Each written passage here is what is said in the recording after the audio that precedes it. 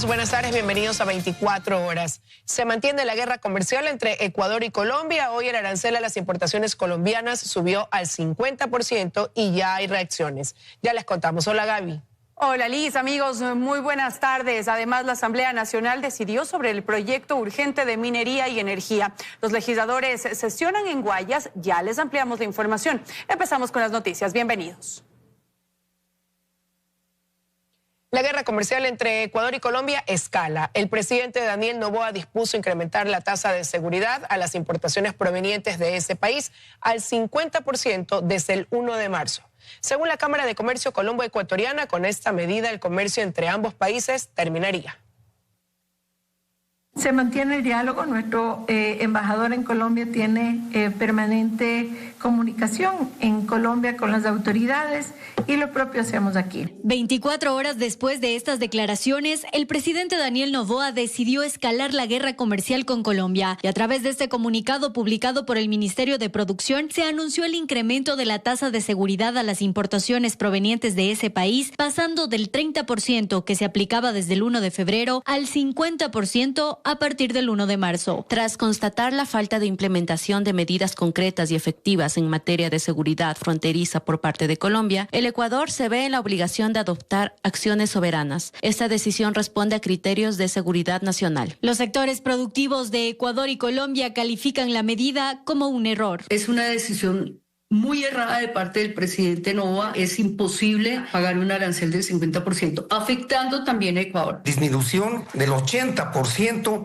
en lo que tiene que ver a mercaderías que llegan de Colombia con destino a la aduana de Tulcán, a las almaceneras. Este movimiento que lo teníamos en el puente internacional de Rumichaca, hoy prácticamente está muerto. Y con la medida del incremento en 20 puntos más, yo creo que sería un jaque mate directamente a las actividades que se realizan por la frontera. Según la Cámara de Comercio Colombo-Ecuatoriana, las pérdidas en frontera para ambos países desde el 1 de febrero son de aproximadamente $200 millones. Cerca de 2.000 empleos directos ya en riesgo entre Tulcán e Ipiales. En Ecuador, los sectores afectados esperan que los ministros al menos visiten la frontera y vean de primera mano lo que está ocurriendo. Es una situación binacional desesperante. Mientras que en Colombia anuncian nuevas demandas en contra de Ecuador ante la Comunidad Andina de Naciones. La Cámara, en representación de las empresas, tanto ecuatorianas como colombianas que han sido afectadas por esta medida, puedan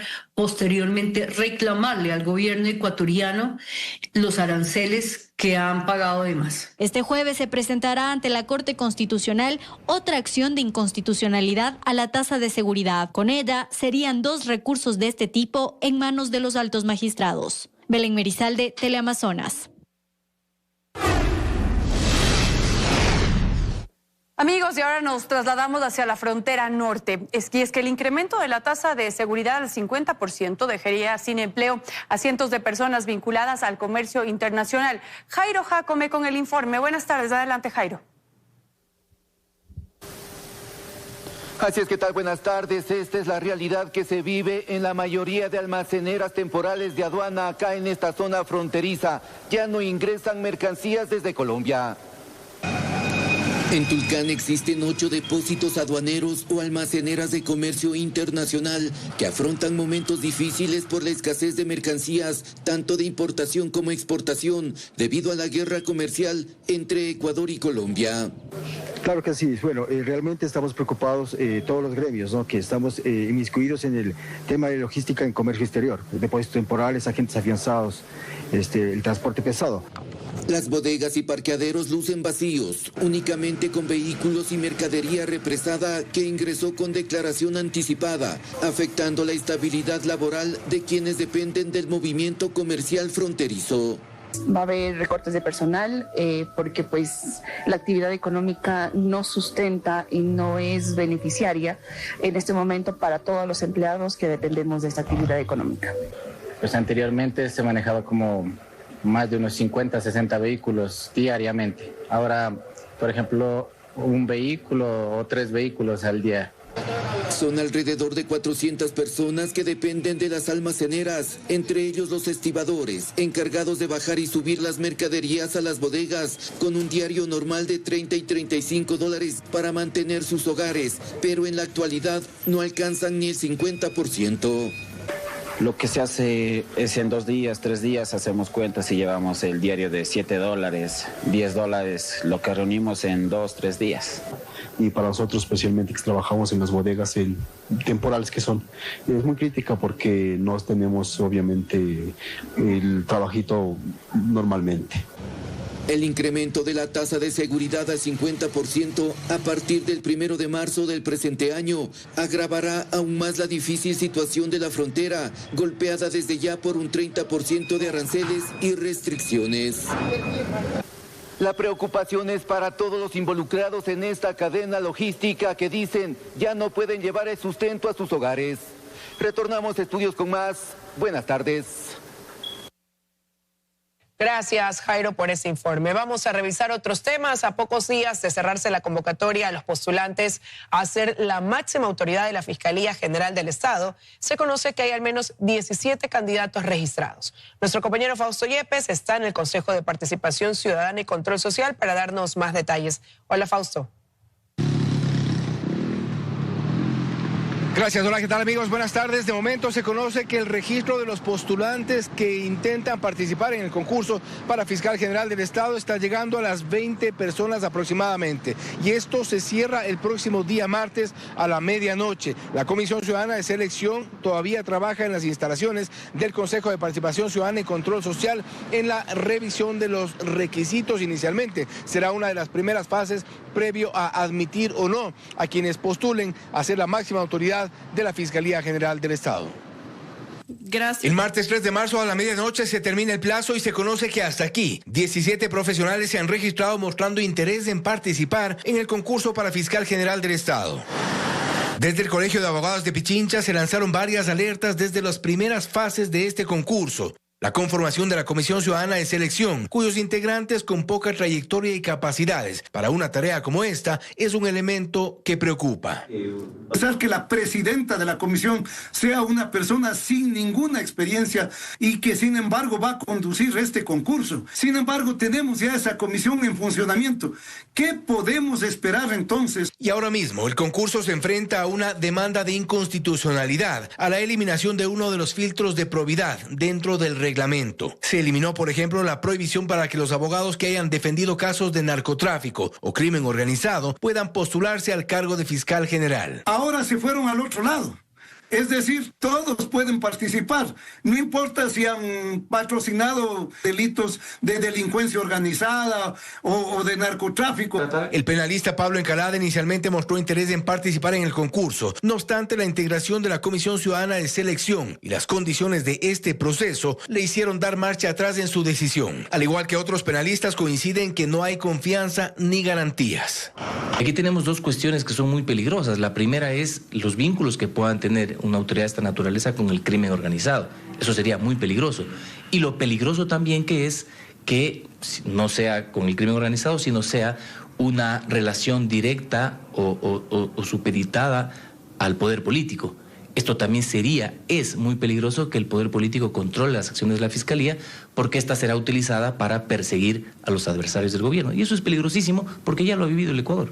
No obstante, el Consejo de Participación Ciudadana y Control Social ha ignorado los señalamientos y, según lo previsto, la Comisión Ciudadana deberá entregar el nombre de la nueva autoridad de Fiscalía en aproximadamente 5 meses más.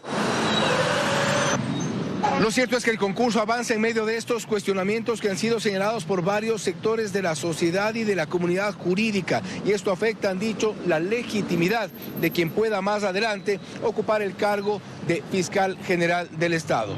Los cuestionamientos son principalmente a que sea esta Comisión Ciudadana de Selección la que dé al país a la nueva máxima autoridad de la Fiscalía. Hasta aquí nuestro enlace. Seguimos con ustedes y más en los estudios, amigos. Una buena tarde para todos. Buenas tardes. Gracias, Fausto, por la información. El Pleno de la Asamblea Nacional decide en San Borondón el futuro del proyecto económico urgente que reforma las leyes de minería y energía. Nuestra compañera Erika Vera sigue el debate y nos tiene todos los detalles hasta ahora. Erika, adelante. Así es, buenas tardes. Esta es la tercera sesión del Pleno de la Asamblea Nacional que se realiza en la provincia del Guayas. 147 de 151 asambleístas se encuentran debatiendo uno de los proyectos considerados como urgentes. Se trata de la Ley Orgánica para el fortalecimiento de los sectores estratégicos de minería y de energía. La primera intervención fue del asambleísta proponente Alejandro Lara de ADN. El legislador expuso beneficios de la ley como es el empleo y desarrollo, continuidad productiva, estabilidad fiscal, libertad y de impunidad. Lara solicitó la proyección de un video con las declaraciones del expresidente Rafael Correa. Esto provocó que la bancada de la Revolución Ciudadana se levante y aplauda en rechazo a la utilización de la figura clave de la ARC. También como parte de esta bancada intervino Roque Ordóñez, quien exhortó a los legisladores de Pachacutic a hacer respetar sus tierras. Entre otras novedades también se encuentran que dos asambleístas mocionaron el retiro de los artículos 280 y 29 de la propuesta que tratan del tema de territorio y la inclusión de los gobiernos autónomos descentralizados. A esta hora de la tarde continúan las intervenciones, como ustedes pueden observar en pantalla, pero ¿qué pasaría si la votación de la Asamblea es positiva? Esto permitirá que una de las reformas en materia minera sustituya la licencia ambiental por autorización y que solo los concesionarios medianos y grandes sean los que autoricen las labores de minería artesanal. Además de que los contratos de la cesión del sector eléctrico tendrán un plazo máximo de hasta 40 años. Esta propuesta también es impulsada por la bancada oficialista ADN a la par de las otras leyes aprobadas también en sesión acá en la provincia del Guayas, también impuestas por la bancada de ADN. Este es un poco el ambiente que se vive acá en la Universidad Ecotec en el Cantón San Borondón, en la última sesión del Pleno de la Asamblea fuera de su sede natural como es en la capital. Esta es la información, compañeros, ustedes continúan con más en estudios. Buenas tardes. Buenas tardes, gracias Erika por tu reporte.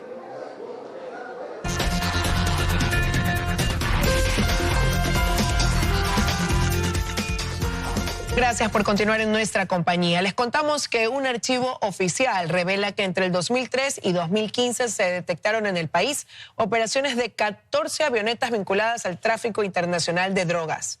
La ruta aérea comenzó con estructuras asociadas al cartel de Sinaloa, que años después disputó Jalisco Nueva Generación.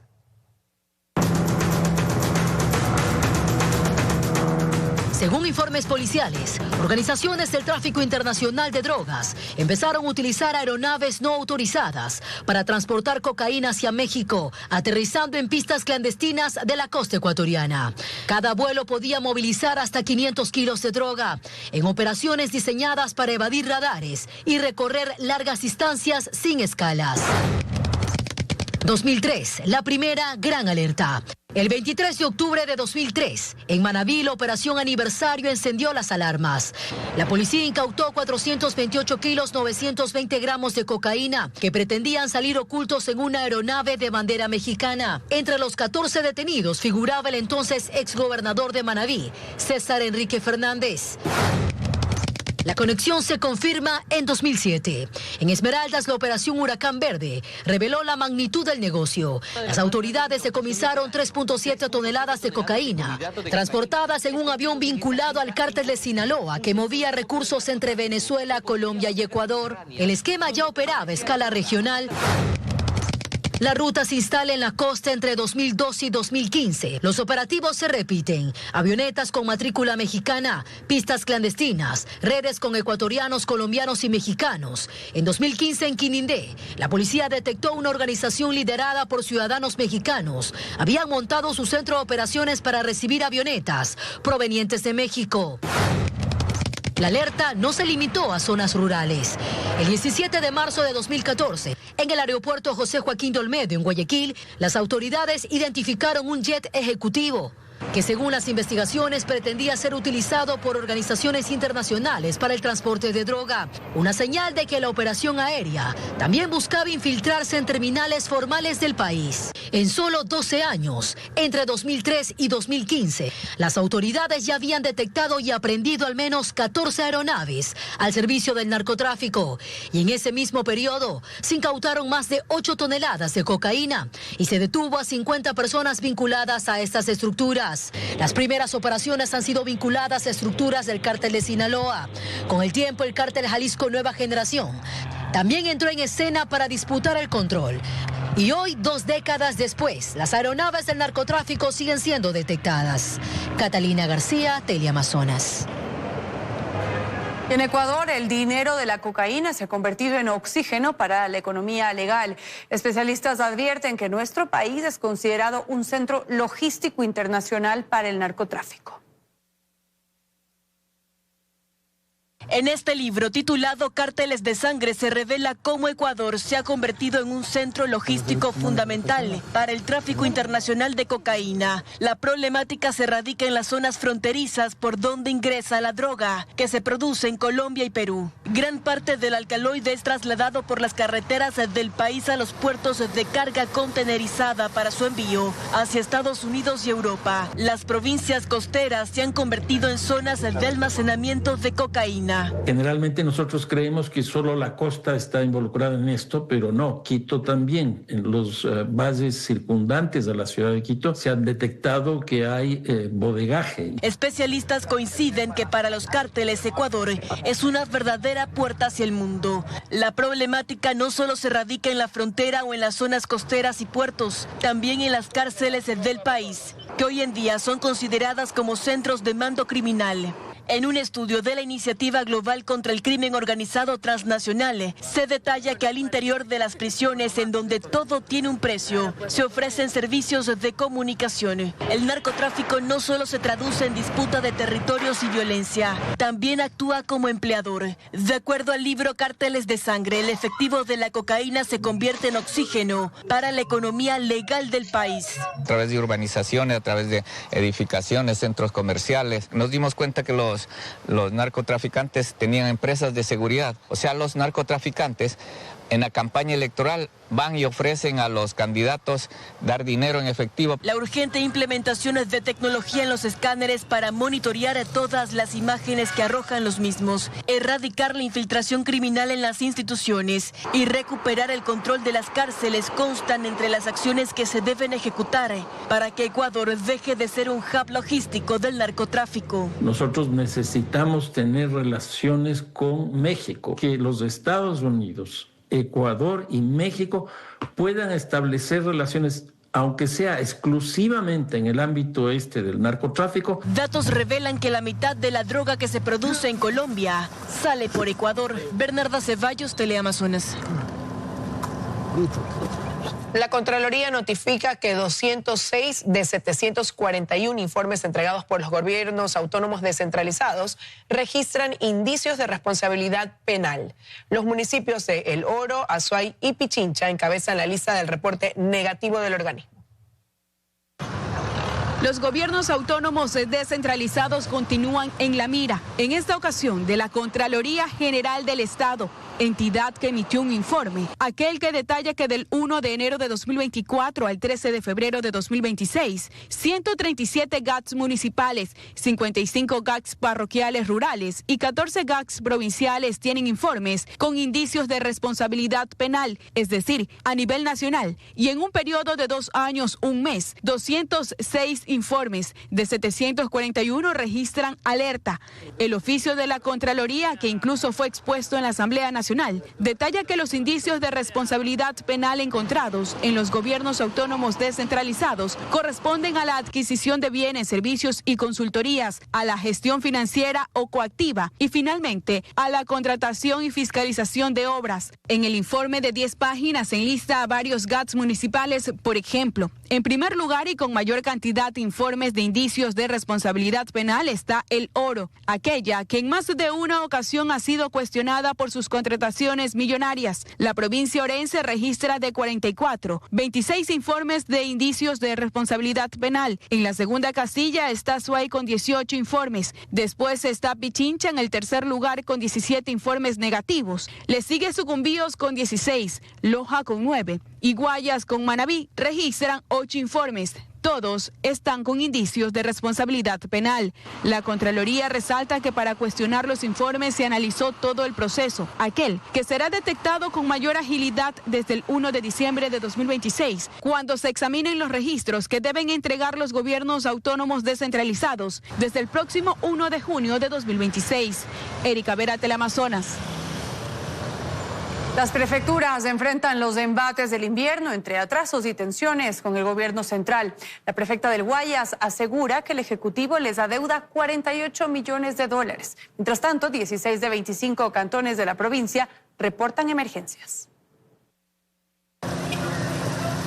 El invierno golpea con fuerza en un contexto de tensión política entre el gobierno central y los gobiernos autónomos descentralizados a propósito de la aprobada Ley 7030.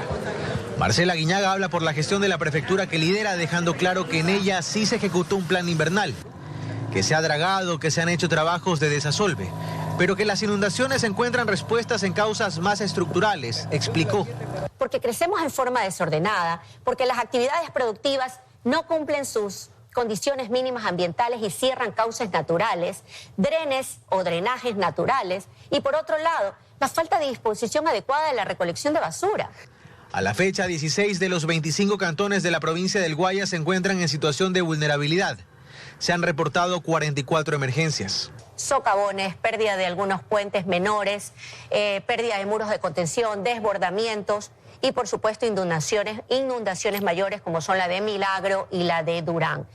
Según el Ministerio de Finanzas, la de Guayas es la prefectura que más asignaciones recibe de parte del gobierno central, 163 millones de dólares. Le sigue Pichincha con 105 millones. Son datos de 2025. Pero los atrasos siguen siendo un problema, asegura Guiñaga. La deuda que el gobierno central mantiene con esta prefectura es de 48 millones de dólares. De esto, 10 millones corresponden a riego y drenaje, una deuda que se arrastra desde 2024.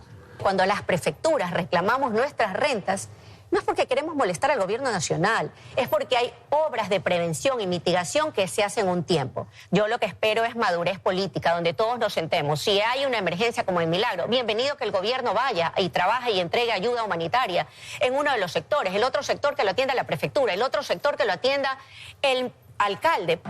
Aunque reconoce que tocará hacer algunos ajustes tras la aprobación de las reformas al Código de Organización Territorial COTAD, asegura que en su administración el 80% de los recursos van a inversión. Carlos Acoto, Teleamazonas. Contexto clave, activa, actúan. El presidente Daniel Noboa cumple agenda en la provincia de Los Ríos. En el cantón Buena Fe lideró la entrega de infraestructura renovada que dotará de agua pura a los hogares de Fumisa. Desde allí, el presidente señaló que el 2026 es el año de la construcción y de acceso a líneas de crédito para obras sociales. También ratificó la propuesta de, a través de donaciones privadas, dotar de viviendas de interés social. Y más de 1.800 ecuatorianos fueron deportados desde Estados Unidos en los primeros 2 meses del 2026. Según la Cancillería, el año podría finalizar con 9.000 deportados, igual que en el 2025.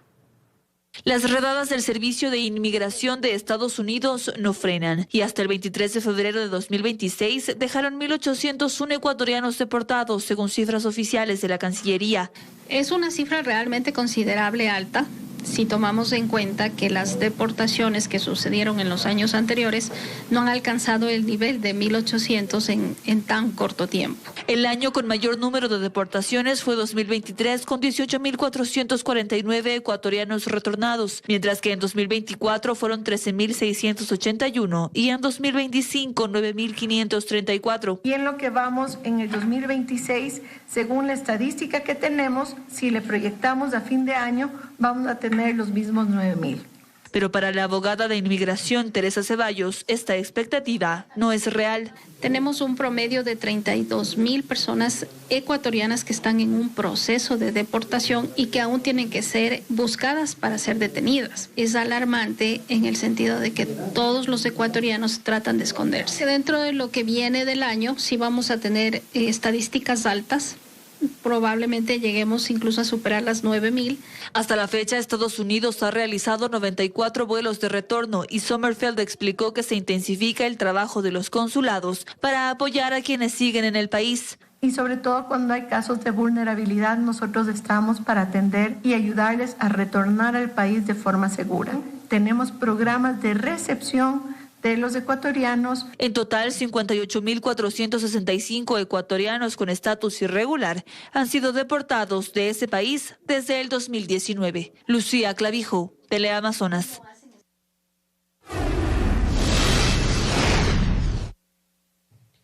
La Superintendencia de Economía Popular y Solidaria intervino en las dos agencias de la Cooperativa de Ahorro y Crédito Inteligencia de Negocios, cuyo cierre forzoso se ordenó el 23 de febrero. Karen Aro está en la agencia en Quito para ampliarnos la información. Hola, Karen.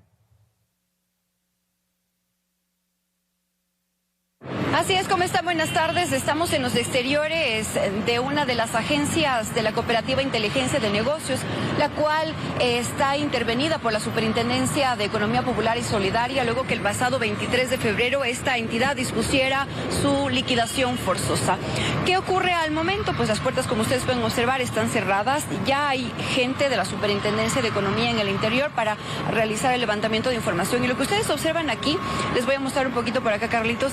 Es la información que se ha publicado en el ingreso principal de esta sede de la cooperativa INCOP para que los clientes puedan conocer este proceso de cierre, debido a que son más o menos 5,000 los usuarios que se verían perjudicados con este cierre. Esta cooperativa tiene 19 años de vigencia y su sede principal está en Ambato. Aquí sí explica las razones, pero también el proceso para la entrega que se va a hacer primero a los clientes que tengan un ahorro de hasta $5,000. Este es el procedimiento que se va a dar, nos ha indicado quien está a cargo de la intervención por parte de la CEPS.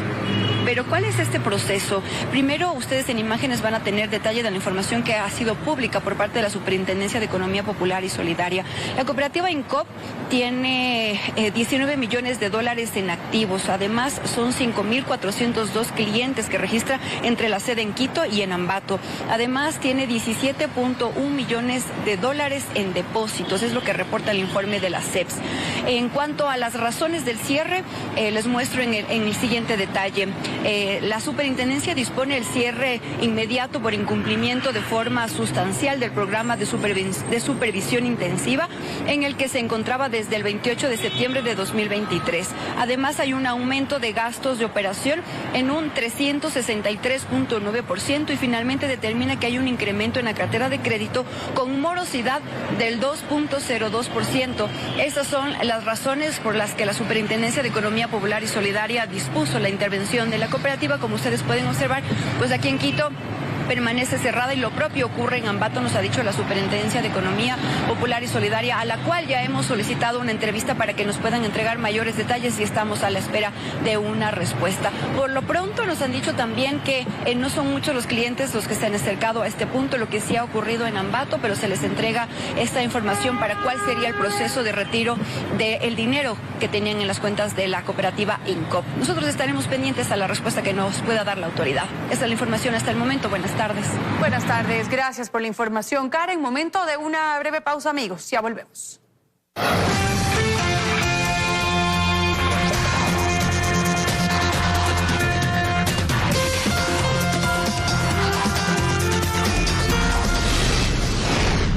Seguimos con más noticias, amigos. Hospitales con 19% de abastecimiento de medicinas y sin contratos sin financiamiento disponible son algunas de las problemáticas que enfrenta el Ministerio de Salud Pública. Desde el Hospital Monte Sinaí, Bernarda Ceballos nos tiene todos los detalles. Adelante, Bernarda.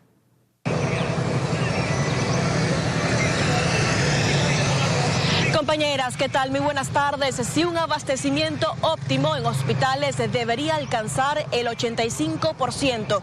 Sin embargo, en ciertas casas de salud en Guayaquil, como en la que nos encontramos en el Hospital Monte Sinaí, el abastecimiento de fármacos apenas alcanza el 19%. Así lo revelan algunos informes de la propia cartera de Estado. Les tenemos preparado el siguiente reportaje, veamos.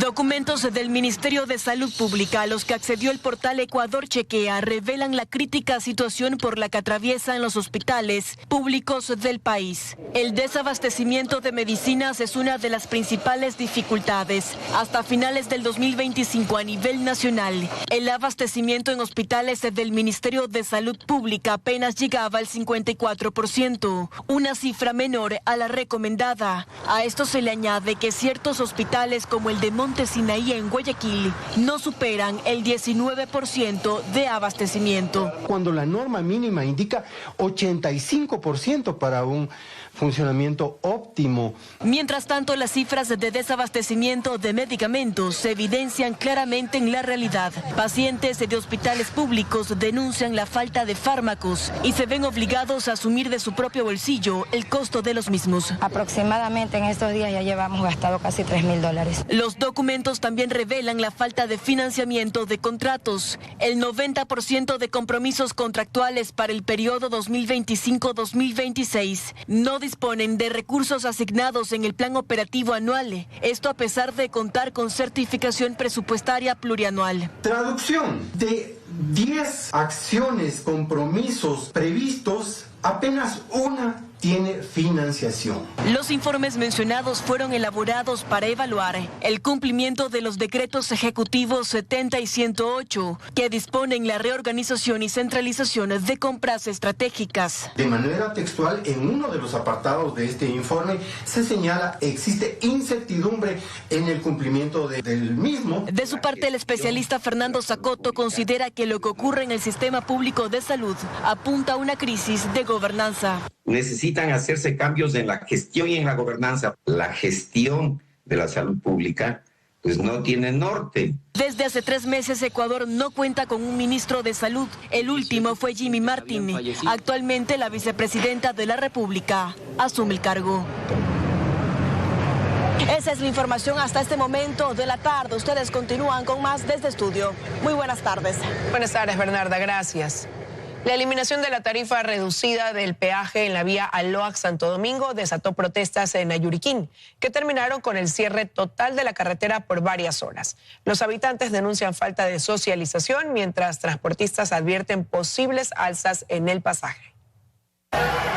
Entre incidentes, enfrentamientos verbales y daños en el peaje de la vía Aloac-Santo Domingo, habitantes de Ayuriquín protagonizaron un plantón en rechazo a la eliminación de la tarifa reducida, que mantenían desde hace varios años. La medida les permitía pagar 12 centavos a los vehículos particulares y 24 centavos a los buses interparroquiales. Sin embargo, desde ahora deberán cancelar $1 y $2 respectivamente. Que hoy se levante, que hoy se devuelva la tarifa preferencial y que esta volqueta que nos tiene que entregar nos tenga que entregar lo más pronto posible. Amanecieron y dijeron, no, hoy día van a pagar $2 y nos tienen cobrando $2 por cada pasada. Eso representa un costo altísimo para nosotros, porque en el día pasamos hasta 8 veces en el día, son $16. La protesta registrada este 25 de febrero provocó el cierre total de esta arteria vial por más de 3 horas, generando un fuerte congestionamiento vehicular. Los manifestantes exigieron explicaciones a la prefectura de Santo Domingo de los Áchilas, al asegurar que la decisión no fue socializada, y cuestionaron además el estado deteriorado e inseguro de la vía. Que se levante la delegación a una prefectura que tiene 11 años y no ha podido solucionar la vía en el tramo Unión del Tuache-KFC. Los ciudadanos advirtieron que no descartan nuevas movilizaciones si no existe una solución inmediata, mientras que los transportistas alertaron que el alza del peaje podría traducirse en un incremento del pasaje. Por su parte, la prefecta Joana Núñez se pronunció mediante un video señalando que el gobierno provincial actúa conforme a la normativa vigente. Entregamos aproximadamente 236 carpetas. Con fecha 18 de febrero del 2026, me contesta el Ministerio de Obras Públicas de Santo Domingo indicando que nos devuelven las carpetas y que este trámite lo haga el GAT provincial de Santo Domingo de los Áchilas. Núñez añadió que se trabaja en la actualización del listado de beneficiarios en estricto cumplimiento de las disposiciones de la Contraloría General del Estado. Karen Caguano, Teleamazonas. Y tras confirmarse el hallazgo sin vida de Héctor Fernando Enríquez Ruiz, sus restos esta mañana estuvieron en Quito previo a su traslado a Otavalo, donde familiares y amigos le darán el último adiós. Gustavo Jaramillo informa. Así es, consternación en todo el país tras el hallazgo de Héctor Fernando Enríquez, un joven de tan solo 27 años, quien desapareció el pasado 18 de febrero. Hoy sus familiares piden justicia y más controles a nivel nacional por el tema de inseguridad. Escuchemos lo que dijo su padre. No hay palabras para poder describir el dolor como padre, como cómo uno se siente. Estos delincuentes pues paguen lo que tienen que pagar. Todo el peso de la ley, ¿no? Teníamos que regresar a Otavalo con el cuerpo de mi hijo. Y bien, los restos del joven de tan solo 27 años fueron trasladados hasta Otavalo, donde el día de hoy estará siendo velado por familiares y sus amigos más cercanos.